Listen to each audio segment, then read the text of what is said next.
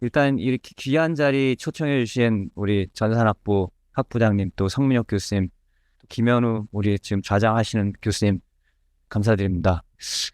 어, 제가 이렇게 쭉 보니까 소재하시는 분들은 여기에 거의 안 계신 것 같아요. 그래서 한번 질문해 보겠습니다. 여기 혹시 신소재공학과에서 오신 분 있나요? 신소재공학과? 아니면 생명화학공학과? 아, 다행이다. 자, 그거 아시죠? 제가 이제 독일 학교를 다녔거든요. 이제 물어봅니다. 독어 혹시 아시는 분? 그래서 모른다. 그럼 이제 독어를 하는 거예요. Eins, zwei, drei, vier, fünf, sechs, sieben, acht, neun, zehn. 얘 독어 잘하는 거라 이렇게 되는 거죠. 네. 그래서 아무도 없기 때문에 제가 자신 있게 소재를 말씀을 하나 드리겠습니다. 소재는요, 이겁니다. 아주 성능 좋은 소재 레시피 찾아가는 과정이에요. 아주 성능 좋은 레시피 찾는 과정에 대해서 요리사랑 비슷합니다. 예, 흑백 요리사랑 비슷하고요. 그러면 여러분들이 소재가 그렇게 중요해?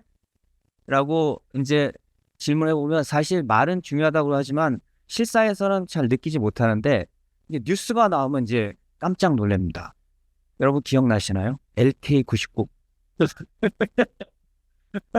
LK99. 어우, 이게 소재의 힘이에요. 이런 거 하나 나타나면 사람들이 깜짝 놀라요. 왜 LK99에 사람들이 놀랐을까요? 왜 상온에서 초전도 현상이 일어나면 세상이 바뀔까요? 이 질문 한번 해봐야 됩니다. 우선 MRI는 초전도체로 합니다. MRI는. 나요비움 계통이 금속이고요.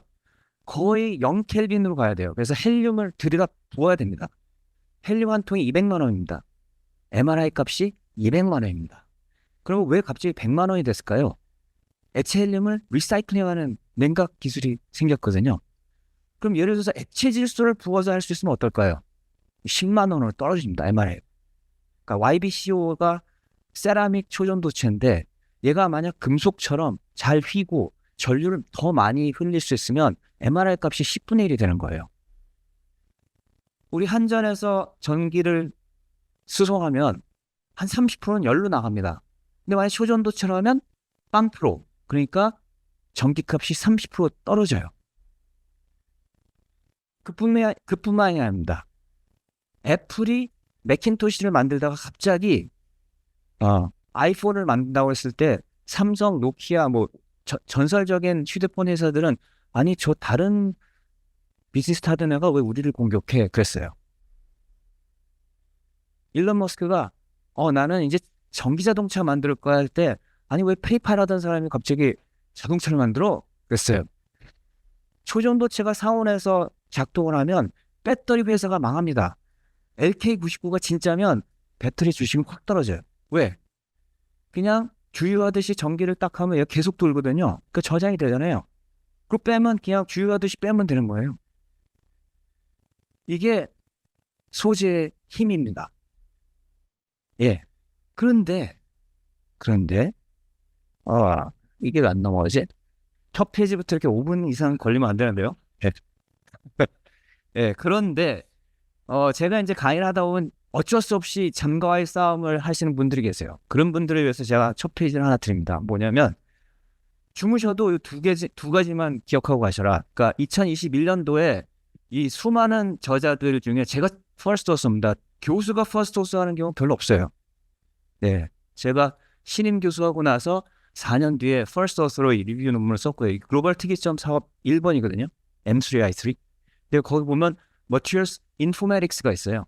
여기 Materials Informatics. 네.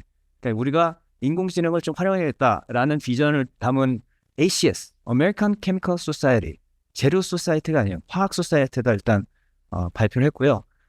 4년 뒤, 올해입니다, 올해. 네, 교무처장 하고 있습니다. 네. 왜 교무처장 하면서 이렇게 논문을 써 하는 핀잔을 제가 받을 때도 있어요. 근데 어쨌든 제 학생이 썼습니다. 제가 쓴 게 아니에요. 학생이 쓰고 저는 검수만 했습니다. 예. Materials Discovery에 위한 AI 두 편을 썼는데요. 이거 두 개를 읽으시면 제 강의 안 들으셔도 돼요. 여기 다 있어요. 예. 일단 그렇게 일단 안전장치를 만들었고요. 주무셔도 된다는 얘기예요. 예. 요 슬라이드는 제가 최고로 좋아하는 슬라이드입니다. 이게 초등학교 때 배우는 거예요. 네. 뗀석기. 요즘 저희는 구석기, 신석기 배웠는데 요즘 뭐 뗀석기 이렇게 배우더라고요. 싸움을 하는 사람들이 과학을 제일 중요하게 생각해요. 그래서 러시아의 푸틴이라든지 더 빨라 너는 나를 못 잡아라든지 뭐 우리 도널드 트럼프 대통령이 말한 그 비폭격기 아시죠? 예. 과학하는 사람들은 예. 그러니까 국방을 하는 사람들은 과학 하나 차이가, 기술 하나 차이가 승패를 가리기 때문에 굉장히 중요하게 생각합니다. 그래서 옛날에 칼을 만들던 사람들이 돌로 만들었다가 청동으로 만들었다가 철로 만드는 그런 격변을 했어요. 그래서 그걸 잡았던 나라가 세상을 제패했어요. 요즘은 복합재료죠. 나노재료, 복합재료. 그런데 왜 사람들은 그럼에도 불구하고 소재를 별로 중요하게 생각하지 않을까? 대답은 여기 있습니다. 너무 오래 걸려요. Not in my era. 내 시대에서 소재 안 바뀌어. 실리콘이야. 반도체 실리콘이야. 아무리 게르마늄, 그래핀, 해도 실리콘이야. 한 50년 더 갈 것 같아요. 안 바뀔 것 같아요. 그러니 소재 중요하긴 한데, 나 그냥 옛날 거 쓸게. 예를 들어서 우주선 제가 이제 저 밑에 그 우리 나로 하는데 소재 어떻게 하십니까? 했더니 중요하긴 한데 우리는 50년 전 거 써요 그러더라고요. 검증된 거. 네. 그런데 전자공학과를 들어가시면 아마 전자공학과 하시는 분들은 이런 타임 도메인을 주파수로 바꾸는 얘기를 많이 합니다. 예, 그래서 저도 한번 요 플러스를 주파수로 바꿔봤습니다. 자, 이해가 안 될까요? 예. 이게 주파수입니다. Discovery Frequency, 발견 주파수. 그러니까 역수를 취하면 되죠. 600년분의 1, 1200년분의 1. 근데 보시면 1000년에 한 번 되는 발견이 100년으로 바뀌었다가 현재는 20년이고요. 아주 최근엔 5년입니다. 사실은 요즘 인공지능과 신소재를 결합해서 나사 쪽에서는 이 항공기 소재에다가 인공지능을 좀 접합해가지고 4년 만에 개발해서 인증받은 소재들이 있어요. 그래서 사실은 지금 여기 와 있어요. 요 플러스를 그릴 땐 4년 전이었어요. 그러면 이제 생각을 하게 되죠. 소재가 그럼 매년 바뀌면 어떡하지? 아니면 하루마다 바뀌면 어떡하지? 하루마다? 매일 바뀌면 어떡하지? 이게 똑같습니다. 옛날에 정보는 굉장히 귀했어요. 정보가 많지 않았어요. 그래서 정보를 들고 있는 사람이 힘이 있었습니다. 근데 지금 정보가 너무 많아. 그래서 정보를 선별할 수 있는 사람이 힘이 있습니다. 소재가 너무 느리게 발달이 될 때는 좋은 소재 갖고 있는 데가 좋은데요. 그래서 러시아에서 우리 소재로 우주선을 만들어. 그러면 북한도 가서 가져오고 저희도 가서 너희 10년 만에 오네 하면서 가져와요. 근데 만약에 이게 정보처럼 막 엄청나게 많아지면 그 다음부터는 좋은 소재를 선별할 수 있는 사람이 힘을 갖게 됩니다. 그러니까 그 시대가 올 거라는 거죠. 왜 그게 올 거냐? 이거는 외삽해봐도 압니다. 이게 BMW인지 벤츠인지 모르겠는데 독일 차거든요. 독일 차가 이렇게 바뀔 때 이건 BMW죠.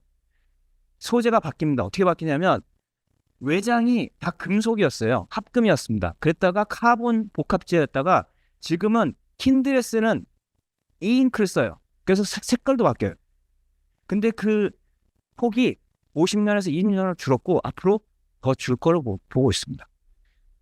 자, 그러면 이제 이런 질문을 해야죠. 그럼 소재하는 사람들은 아까 말한 성능 좋은 소재를 만들기 위한 레시피를 개발한다는데 처음 시작은 어떻게 돼요? 그래서 대학원생한테 배터리 소재 한번 연구하자. 그럼 제일 먼저 주는 숙제가 뭘까요? 논문 읽어봐요. 특허 읽어봐. 제가 대학원생일 때는 석사는 100편, 박사는 300편을 레퍼런스로 쓸 수 있으면 졸업이었어요. 읽을 게 별로 없었어요. 근데 지금은 연간 200만 편, 300만 편 논문이 쏟아지고 있고 중국이 거기에 굉장히 일조를 하고 있습니다. 다 못 읽어요. 다 못 읽는 상황에선 그럼 누가 승자일까요? 예, 이미 이 기선을 제압한 좋은 그룹들이 승자입니다. 왜냐하면 그 사람들 로컬 옵티멈 소재를 갖고 있으니까. 그리고 잘 안 알려줘요. 잘 안 알려줘요. 그래서 이제 안 알려주는 거를 이 컨텍스트를 갖고 인공지능이 알려주기 시작하면 이 게임이 바뀌는 겁니다. 네. 그래서 여기서부터 시작이고요. 그래서 이제 사람들이 이제 소재를 아까 말할 때 성능 좋은 소재를 어떻게 만듭니까? 그럼 이런 질문합니다. 이게 우리 팔레트인데 주기율표가 원소 팔레트인데 내가 이거를 핀셋으로 실리콘 원자 하나씩 집어가지고 원하는 데다 놓으면서 보면서 할 수 있을까요? 근데 사실 비슷한 기술이 뭐냐면 이제 PLD라는 프로세스가 있습니다. 펄스 레이저 데포지션인데 레이저를 쏴서 소재를 뜨겁게 달군 다음에 기화시켜가지고 붙입니다. 기판에다 붙여요. 근데 붙일 때 원자 단위로 두께가 올라가는 걸 볼 수가 있어요. 엑스레이로. 그건 이미 있는 기술입니다. 있는 기술이야. 그래서 지금 반도체 하시는 분들 많은 어떤 공정 장비들이 있는데 사실 어느 정도는 보면서 만들고 있습니다. 보면서 만들고 있어요.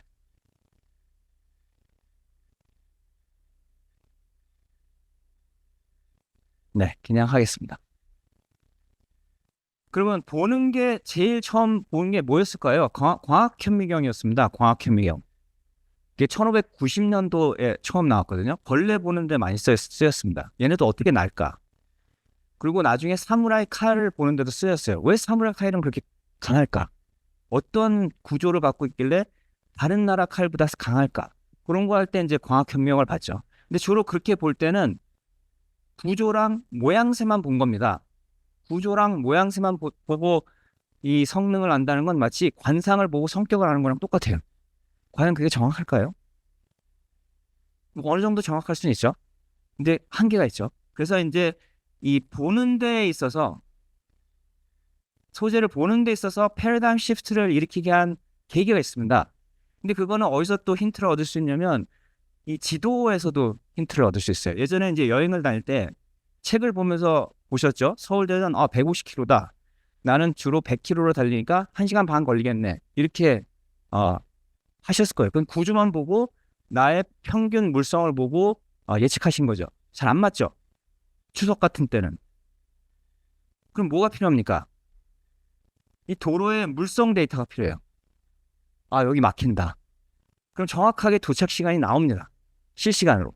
그러니까 구조만 보는 게 아니라 물성까지 볼 수 있는 현미경 기술이 있어야 소재 개발이 더 빨리 될 수 있다는 거죠. 그래서 아까 박노상 교수님도 말씀하셨지만 아까 손가락으로 칠 때 여러 가지 일이 일어난다. 근데 그 여러 가지 일에 대한 모델을 하려면 일단 봐야 돼요. 봐야 되겠죠. 그래서 저희가 이제 보기 시작했습니다. 이 스케일 바가 200나노입니다. 2000년 초에 이제 클린턴 대통령이 National Nanotechnology Initiative (NNI를) 딱 선포했을 때 앞으로 나노다 그랬죠. 그래서 저희는 니나노라고 했습니다. 니나노. 다 나노다. 근데 여전히 나노가 중요합니다. 왜냐하면 이 스케일에서 일어나는 걸 잘 못 보거든요. 이게 모양입니다. 이게 배터리 소재 모양이에요. 뭐 입자가 있고 뭐 경계가 있고 하는데 뭐가 뭔지 알 수 없죠. 근데 이제 마찰력을 보기 시작하면 이게 꺼끌한지 아니면 미끌미끌한지를 알면 얘가 공이고 얘가 그래파이트구나 알 수 있어요. 그럼 세그멘테이션이 되겠죠. 이 복합 소재 중에 여기는 탄소고 여기는 폴리머구나. 그럼 그 안에서 요거는 리튬 이온의 분포를 알 수가 있어요. 그러니까 리튬 이온이 지금 어디에 분포가 됐는지를 시간에 따라서 하면 확산 방정식이 나오는 거죠. 그 얘기는 뭐냐면 충방전 할 때 리튬이 플러스 극에서 마이너스 극 갈 때까지 시간이 얼마나 걸리겠구나. 그리고 여러분들 스마트폰에 충전하는 시간이 결정이 돼요. 그리고 에이징, 요즘 엔티에이징 나오죠. 얘도 에이징을 해요. 주름도 생기고 갈라지기도 하고. 그럼 그런 것들을 실시간으로 볼 수 있어야 이제 다음 소재를 만들 수 있겠죠. 그래서 저희가 이제 봤던 게 뭐냐면 이게 양극재입니다. 플러스 요게 이제 실제로 리튬을 저장하는 주차장이에요. 주차장. 이게 이제 100%면 주차장에서 다 빠진 거예요. 0%면 다 들어온 겁니다. 그래서 들락날락하는 걸 볼 수가 있어요. 나노스케일에서. 이 들락날락하는 걸 볼 수가 있으면 아까 말씀드린 것처럼 남들보다 훨씬 성능이 좋은 소재의 레시피를 보면서 만들 수 있다는 거죠. 예. 그뿐이 아닙니다. 전자가 움직이는 것도 볼 수 있어요. 전자과는 전자과잖아요. 일렉트로닉 엔지니어링. 여기 이름이 너무 좋아. 일렉트론보다 작은 건 별로 없거든요. 근데 일렉트론이 이제 움직이는 이 지도를 보세요. 이 밝은 데가 잘 움직이는 거예요. 근데 90번 사이클하고 나면 여긴 다 꺼졌어요. 여긴 아직 밝아요. 무슨 차이였을까요? 탄소 나노튜브를 넣고 안 넣고의 차이였습니다. 이게 LG 엔솔이랑 같이 한 거예요. 그래서 지금은 LG 엔솔 응급제는 다 탄소 나노튜브가 들어가 있어요. 그리고 우리는 그 이유를 알 수가 있어요. 아, 이게 이 전자 흐름이 끊어지는구나. 우리 혈관에 피가 끊어지는 것처럼 끊어지는구나. 리튬이 아무리 왔다 갔다 해도 전자가 가서 마중 나가지 않으면 성능이 나오질 않아요. 네, 이것도 마찬가지죠. 그래서 이렇게 저희가 논문을 한번 냈었고요. 그래서 이제 질문이 이겁니다. 오케이. 성능 좋은 소재 레시피를 개발함에 있어서 그럼 인공지능이 도와줄 수 있는 부분이 어딥니까? 그 질문이죠. 그러면 첫 번째 할 수 있는 질문은 지금까지 하던 거 보면서 만들고 원하는 데다가 소재를 붙이고 깎고 섞는데 어떤 부분을 먼저 도와줄 수 있을까요? 일단 논문 특허 읽는 건 무조건 도와줄 수 있죠. 근데 두 번째는 우리가 이제 공정이나 아니면 그 섞을 때 그 구조, 아까 보여드렸던 그 고속도로, 그런 것들을 저희보다 더 빨리 분석할 수도 있습니다. 그래서 그런 것들이 지금 인공지능이 들어가고 있고, 앞에서 보여주셨던 그런 비디오 관련된 그런 영상 관련된 기술들을 여기다 쓸 수 있는 거죠. 다음은 뭐냐면 사람이 하던 방식 말고 그냥 데이터를 다 줄 테니까 네가 그냥 레시피를 뽑아봐. 인공지능이 마치 기보를 안 보고 자기만의 기보를 만들듯이 그런 방법 없을까? 그래서 투 트랙으로 지금 저희가 연구를 하고 있습니다. 자, 그런데 소재 데이터에는 좀 문제가 있습니다. 첫 번째, 좋은 레시피는 안 보여줘요. 좋은 레시피는 숲이요. 혹은 좋은 레시피는 앞단과 뒷단을 빼고 알려줘. 실제로 그런 교수 많이 들어봤습니다. 왜 그러냐면 내가 다 알려주면 경쟁자가 너무 많이 생긴다는 거예요. 네. 또 하나는 잘 안 믿어요. 특히 논문에 나온 건 안 믿습니다. 그럼 물어봐야 됩니다. 왜 안 믿을까요? 왜 안 믿을까요? 그래서 저희가 이제 데이터 사이언스를 통해서 이제 좀 분석을 해봤는데 사실 자기 논문은 근데 믿어. 남의 논문은 안 믿으면서 자기 논문은 믿어요. 그게 무슨 문제냐? 첫 번째가 뭐냐면 일단 좋은 데이터만 보여줘요. 잘된 것만. 그리고 이게 티피컬하다고 그래요. 이건 뭐 항상 나옵니다. 네, 100번에 한 번 나왔는데 5분 남았답니다. 예. 그래서 네, 5분 안에 어떻게 끝을 낼까요? 네. 미션 임파서블인 것 같은데. 자. 그래서 그러면 제일 중요한 슬라이드로 바로 가겠습니다. 이거 다 뛰어넘고 5분 남았으니까 질문으로. 네, 저희가 이제 데이터도 하나만 자랑하면 저희가 2차 전지 소재 1600만 데이터는 저희가 국내 최초로, 저희는 세계 최고로 좋아하긴 한데 어쨌든 국내 최초로 지금 니아에 올려놓은 상태고요. 이거 지금 다운로드가 이건 좀 됐는데 요즘 보니까 1500번 정도 됐더라고요. 예. 그렇고 좀 말씀을 드리면 그 사람들의 실험이 그러니까 앞단 뒷단 빼거나 숨겼어도 저희가 알아낼 수 있어요. 어떻게 했는지. 그리고 또 하나는 뭐냐면 그 사람 환경에 맞게 바꿀 수 있어요. 아까 이성희 교수님께서 공간이 바뀌면 포인팅하는 것도 바뀌어야 되고 뭔가 이 트랜스퍼가 돼야 되잖아요. 예, 매핑이 돼야 되잖아요. 사실 논문에 있는 걸 못 믿는 이유 중에 하나는 그쪽 실험실에서 하던 조건을 우리 쪽 실험실에서 하면 달라요. 장비가 다르기 때문에. 그래서 약간의 캘리브레이션이 필요해요. 그러한 것도 사실 인공지능이 해줄 수 있어요. 그런 얘기를 좀 하면서 네, 죄송합니다. 제가 그냥 눈으로만 봐주세요. 이게 이제 원자 단위에서 보는 거고요. 네, 구조도 보이고요. 저희가 이제 SEM 사진만 갖고도 이게 뭔지 알아맞추는 것도 했습니다. 관상을 보고. 네, 그렇고요. 이게 좀 중요합니다. 네, 배터리 얘기를 하겠습니다. 배터리는 에너지 저장을 많이 해줘야 돼요. 그리고 빨리 충방전이 돼야 돼요. 그리고 불나면 안 돼요. 오래 가야 되고 싸고 친환경적이어야 돼요. 자, 그러면 그런 걸 위해서는 이 목적 함수가 생기면 그걸 만족할 수 있는 원자 단위의 구조 설계도가 있어야 되고 그보다 조금 더 큰 입자 단위의 설계도가 있어야 돼요. 이러한 구조를 만들 수 있는 여러 가지 공정이 있을 텐데 그 중에서 친환경적이고 가격이 싼 공정을 우리가 찾아내야 돼요. 그리고 장비의 순서를 저희가 찾아내야 되고 그 장비 내에서의 공정 변수를 우리가 찾아내야 돼요. 그게 이제 핵심입니다. 그래서 저희가 그걸 이제 AI CAD, AI Fab이라는 말을 썼고요. 각각의 이제 대표적인 파라미터를 여기다 이제 썼는데 이거보다 사실 더 복잡합니다. 이거보다 복잡한데 어쨌든 구조, 물성, 그다음에 원자 단위의 구조, 물성 파라미터, 그다음에 공정 파라미터 이렇게 해서 저희가 진행을 하고 있고요. 이 서동화 교수님이 저희 그 신소재 로봇 실험에서는 우리나라에서 최고로 잘하고 있고요. 예, 저희 그 메타 융합관에 가시면 있습니다. 그래서 요 뉴스에도 나왔죠.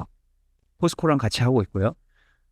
그래서 단순 반복적인 그런 공정 관련된 건 여기서 하고 있고 거기서 나오는 데이터를 바로 AI에다 넣을 수 있게 합니다. 그래서 2장만 말씀을 드리겠습니다. 이게 가장 중요한 것 같아요. 자, 전형적인 신소재 개발 과정. 그러니까 신소재는 붙이고 빼고 섞는 겁니다. 섞는 겁니다. 붙이고 빼고 섞는 거. 인공지능 로봇 그리고 자동화와 개발 기간을 단축시킬 수 있는 부분이 무엇일까? 일단 기획 자동화가 될 것 같습니다. 제가 삼성에서 차세대 하드디스크를 기획했을 때 한 6개월 걸렸습니다. TF를 돌릴 때. 뭐 브레인스토밍하고 퀄리티 펑션 디플로이먼트 일본에서 봤죠. 식스마 쓰고 트리치 쓰고 뭐 여러 가지 썼을 때 굉장히 오래 걸렸는데 이 부분 충분히 해줄 수 있을 것 같고요. 뭐 특허 논문 분석하는 건 굉장히 잘할 것 같고 발명까지도 좀 할 수 있을 것 같습니다. 그리고 측정 자동화는 이미 반도체에서 많이 하고 있고요. 합성 자동화는 아까 제약회사는 액상에서 하기 때문에 상당히 쉬운 편인데 고상에서 합성 자동화하는 건 사실 쉽지 않습니다. 예. 왜냐하면 고상 합성 모든 장비들은 사람한테 옵티마이즈 돼 있어요. 그러니까 기계한테 옵티마이즈 되게 장비를 바꾸지 않는 이상은 이건 좀 쉽지 않습니다. 그리고 분석 자동화 저희가 하고 있고요.